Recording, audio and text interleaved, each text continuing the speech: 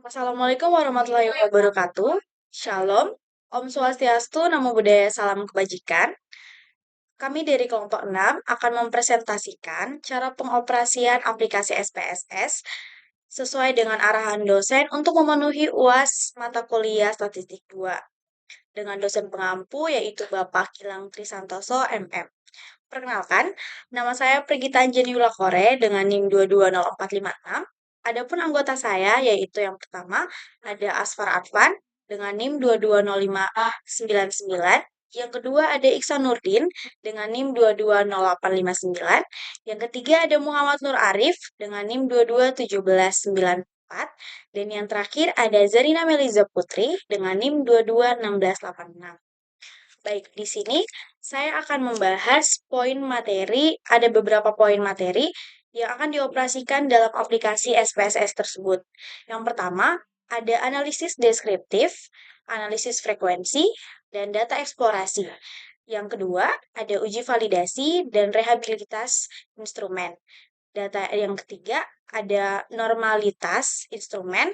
Yang keempat, ada regresi linier, sederhana, dan berganda. Yang kelima ada uji T dan uji F. Baik. Baik, di sini saya akan membacakan tentang analisis deskriptif. Analisis deskriptif merupakan suatu metode analisis statistik yang bertujuan untuk memberikan deskripsi atau mengenai gambar mengenai subjek penelitian berdasarkan data variabel yang diperoleh dari kelompok subjek tertentu. Analisis deskriptif dapat ditampilkan dalam bentuk tabel distribusi frekuensi, tabel histogram, nilai mean, nilai standar deviasi, dan lain. Manfaat yang diperoleh dari penggunaan analisis deskriptif adalah mendapatkan gambaran lengkap dari data baik dalam bentuk verbal ataupun numerik yang berhubungan dengan data yang kita teliti. Selanjutnya itu langkah-langkah analisis deskriptif.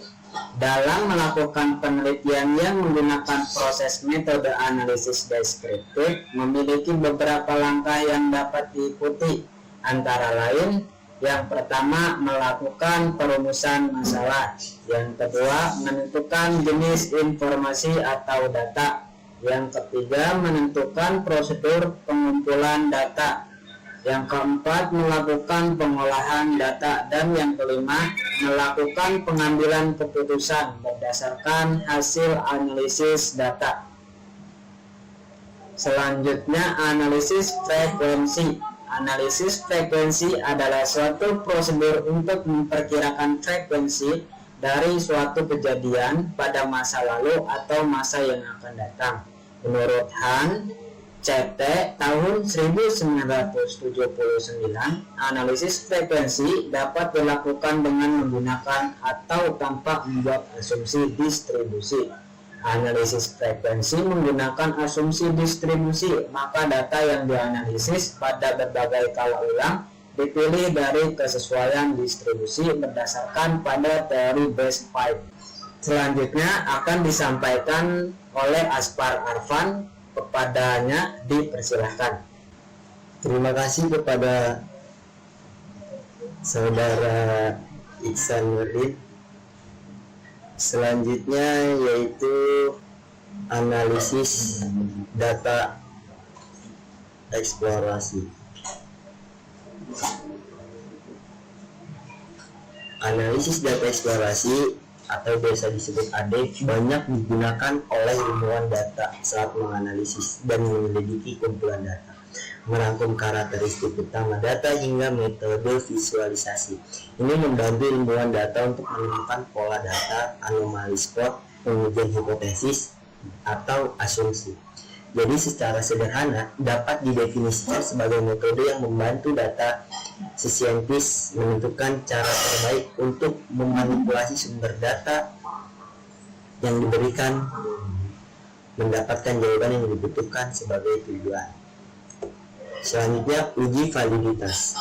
Uji validitas merupakan uji instrumen data untuk mengetahui seberapa cermat suatu item dalam mengukur apa yang ingin diukur. Item dapat dikatakan valid jika adanya korelasi yang signifikan dengan skor totalnya. Hal ini menunjukkan adanya dukungan item tersebut dalam mengungkapkan sesuatu yang ingin diungkapkan. Item biasanya berupa pertanyaan atau pernyataan yang ditunjukkan kepada responden dengan menggunakan bentuk kuesioner angket dengan tujuan untuk mengungkapkan sesuatu. Priyatno 2014 halaman 51. Selanjutnya yaitu analisis reliabilitas instrumen. Instrumen reliable adalah instrumen yang bila digunakan beberapa kali untuk mengukur objek yang sama akan menghasilkan data yang sama. Dalam penelitian ini, uji reliabilitas instrumen dilakukan dengan internal konsistensi yang mencoba instrumen sekali saja. Kemudian, data yang diperoleh dianalisis dengan teknik tertentu. Hasilnya analisis dapat digunakan untuk memprediksi reliabilitas instrumen. Pengujian reliabilitas instrumen dapat dilakukan dengan menggunakan bantuan program SPSS22. Uji reliabilitas sendiri dilakukan dengan menggunakan metode Cronbachh Alpha. Dalam metode ini, item yang valid saja yang masuk pengujian. Selanjutnya yaitu normalitas instrumen.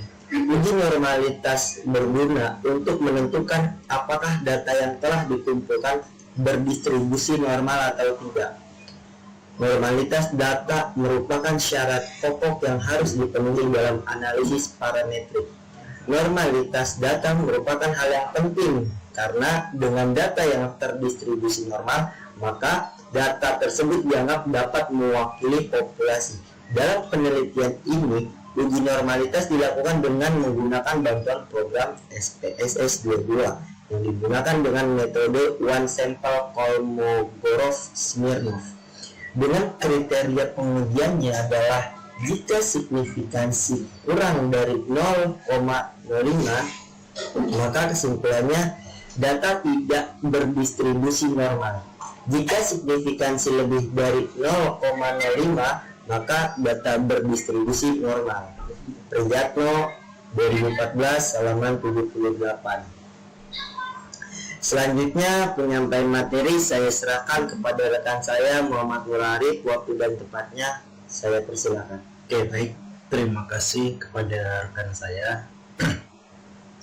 Saya akan melanjutkan materi selanjutnya, yaitu regresi linier sederhana. Regresi linier sederhana digunakan apabila variabel dependen dipengaruhi hanya satu variabel independen. Analisis regresi linier sederhana adalah sebuah metode pendekatan untuk pemodelan hubungan antara satu variabel dependen dan satu variabel independen. Dalam regresi, variabel independen menerangkan variabel dependennya dalam analisis regresi sederhana. Hubungan antara variabel bersifat linear, di mana perubahan pada variabel X akan diikuti oleh perubahan variabel Y secara tetap. Regresi linear berganda. Jadi, regresi linear berganda adalah model regresi yang melibatkan lebih dari satu variabel independen. Analisis regresi linear berganda dilakukan untuk mengetahui arah dan seberapa besar pengaruh variabel independen terhadap variabel dependen. Uji T dan F. Uji T dikenal dengan uji parsial, yaitu untuk menguji bagaimana pengaruh masing-masing variabel bebasnya secara sendiri-sendiri terhadap variabel terkaitnya. Uji ini dapat dilakukan dengan membandingkan T hitung dengan T tabel atau dengan melihat kolom signifikan pada masing-masing T hitung. Proses uji T identik dengan uji F. Lihat perhitungan SPSS pada Coefficient Regression Full Model atau Enter, atau bisa diganti dengan uji metode Stepwells. Uji F dikenal dengan uji serentak atau uji model atau uji ANOVA, yaitu uji untuk melihat bagaimanakah pengaruh semua variabel bebasnya secara bersama-sama terhadap variabel terkaitnya, atau untuk menguji apakah model regresi yang kita buat baik atau signifikan atau tidak baik dan non signifikan. Dalam artikel ini dijelaskan tentang uji F dan uji T dalam penelitian. Baik, mungkin hanya itu materi yang dapat saya sampaikan. Selanjutnya saya akan kembalikan kepada moderator. Langsung saja kepada cara pengoperasian materinya. Baik, selanjutnya di sini saya akan mengisi identitas responden.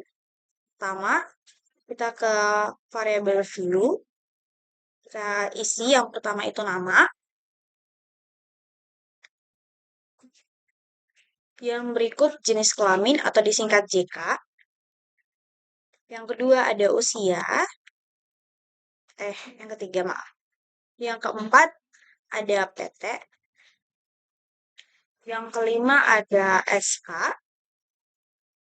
Yang keenam ada MK.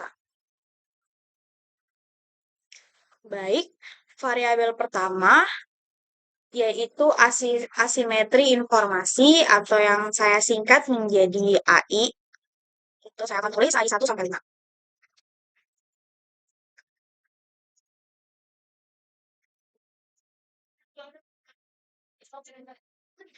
Dan yang berikut variabel ukuran perusahaan atau yang saya singkat menjadi UP. Lakukan seperti tadi sampai 5.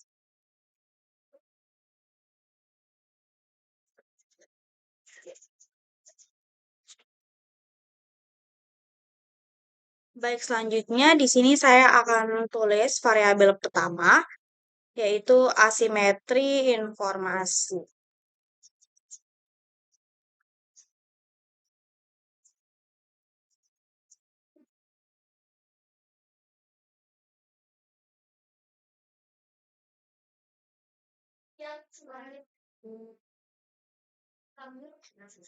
Dan yang berikut ada ukuran perusahaan.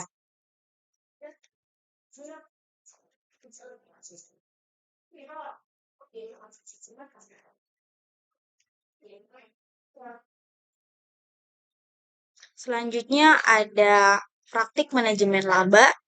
Lakukan hal yang sama.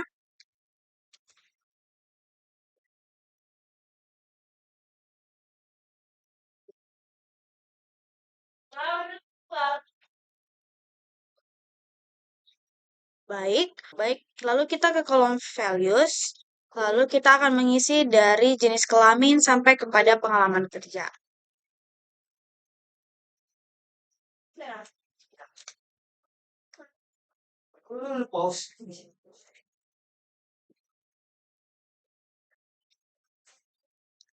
Jenis kelamin pertama.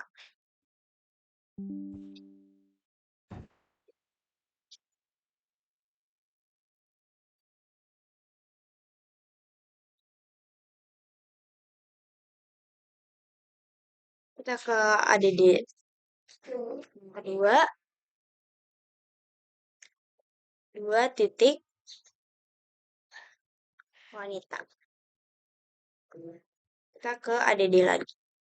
Lalu kita oke. Selanjutnya kita ke usia. Pertama, 1 titik. Datanya kita isi di bawah 25 tahun.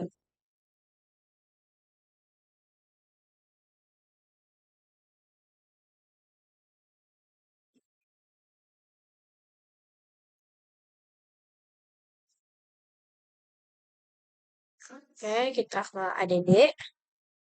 Selanjutnya lakukan hal yang sama. 2 titik, 25 tahun.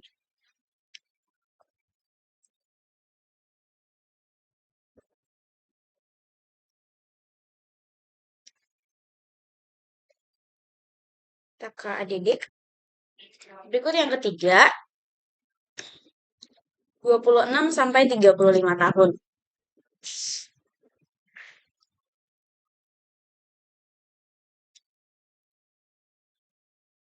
Kita ke ADD. Oke, selanjutnya kita katakan klik oke. Selanjutnya ada PT.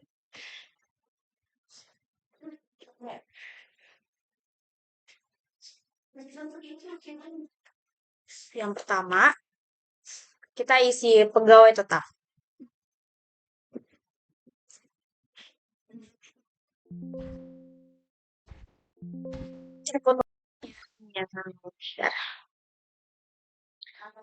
Selanjutnya kita isi pertama SMA sederajat.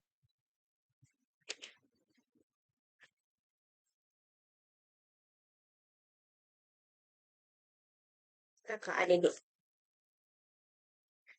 Yang berikut yang kedua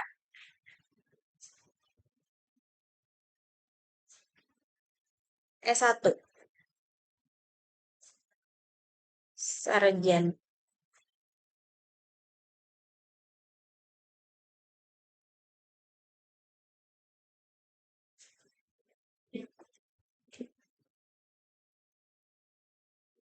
Sarjana atau S1.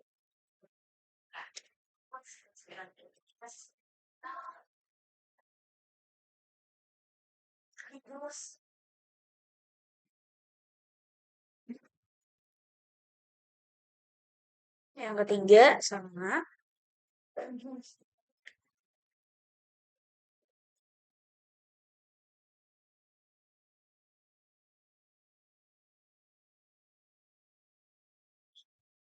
kita ke ADD. Lalu kita yang berikut ada SK.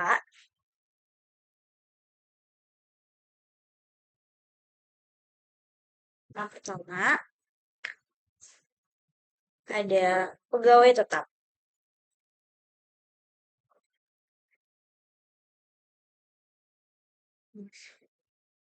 Sorry. Pegawai tetap. Dan yang kedua ada pegawai kontrak.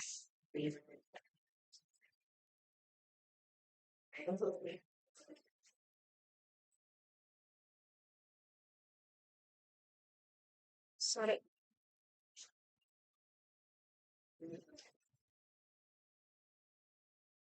Dan yang ketiga ada pegawai kontrak lagi.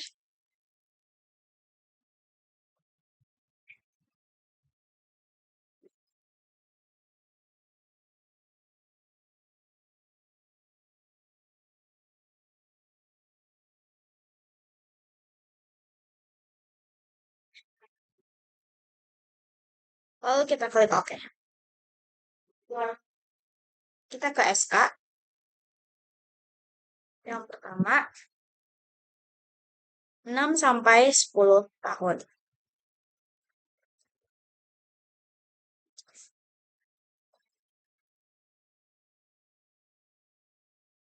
Dan yang kedua ada 0 sampai 5 tahun.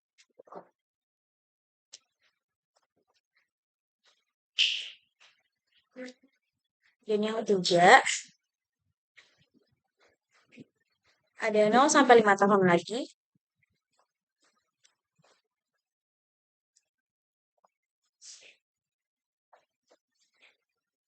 Oke.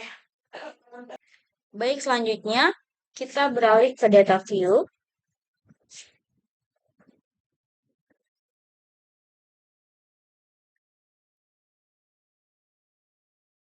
Lalu kita buka datanya. Kita blok semua. Kita copy. Lalu kita kembali ke sini dan kita ke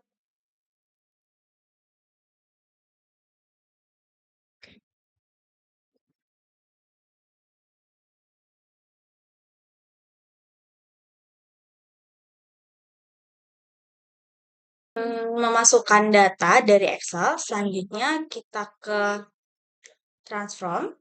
Kita klik yang pertama ini yang compute variable. Nah, ini kita masukin sesuai data.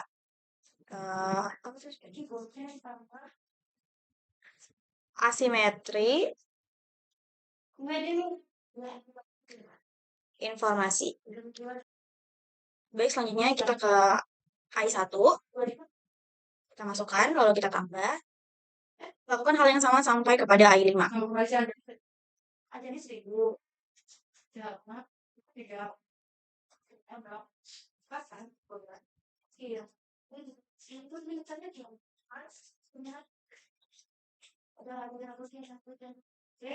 Lalu kita oke.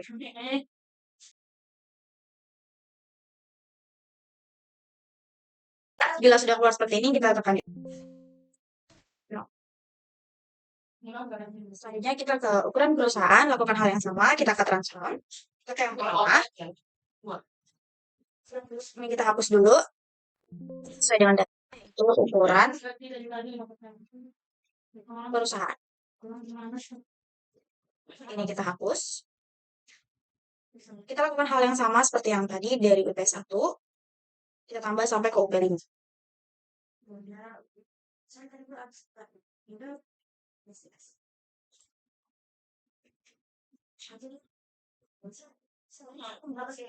Lalu kita oke. Dan kita oke lagi. Oke, bila sudah keluar data seperti ini, kita exit. Selanjutnya kita ke praktik manajemen laba. Kita ulangi hal yang sama, kita ke transform ke pertama. Lalu di sini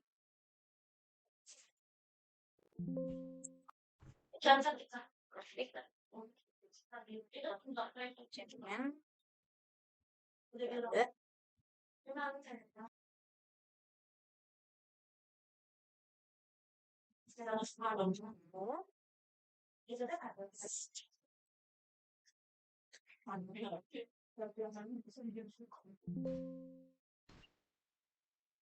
Oke, baik. Selanjutnya yang akan dilanjutkan oleh teman saya yaitu Melija Zarina Putri. Selanjutnya kita pilih analis, pilih deskriptif statistik, pilih frekuensi. Kita pilih dari A1 sampai UP5. Nah, kita ke sini, kita oke. Nah, sini sudah.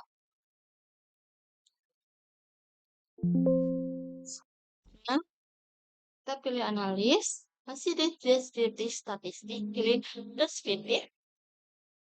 Seperti sama seperti tadi, pilih AI1 sampai UP5. Klik OK. Sudah muncul datanya. Kita kembali. Baik, selanjutnya pilih analis, pilih deskriptif statistik, pilih explore. Kita klik praktik manajemen. Kita pindahkan ke dependent list. Lalu asimetri informasi ke faktor list. Ukuran perusahaan ke faktor list. Kita klik OK. Kita scroll ke bawah apakah sudah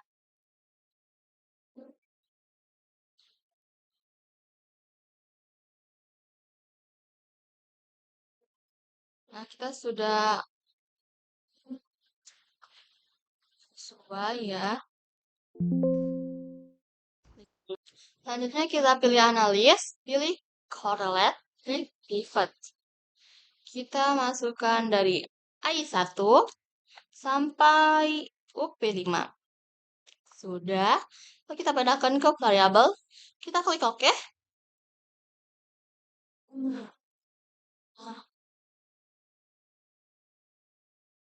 Sudah. Selanjutnya ke analis. Pilih scale, pilih analis reliability. Sama di sini dari AI1 sampai UP5. Kita pindahkan ke item, klik OK. Sudah valid ya.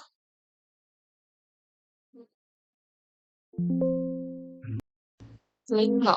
Selanjutnya kita ke analisis lagi, pilih deskriptif statistik, pilih explore.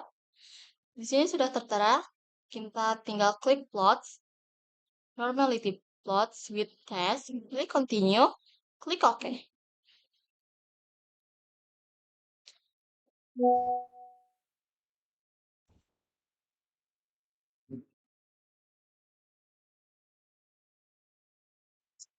Nah, di sini kita sudah melihat apakah valid atau tidak sebuah data kita.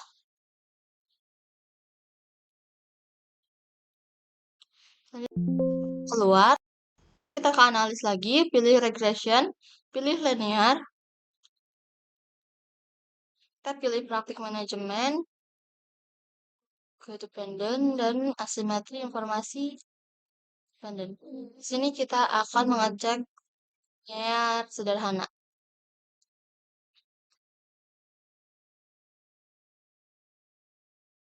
Pada di sini kita sudah valid ya. UGF, UGT-nya sudah ada. Cek. Keluar. Pilih analis lagi.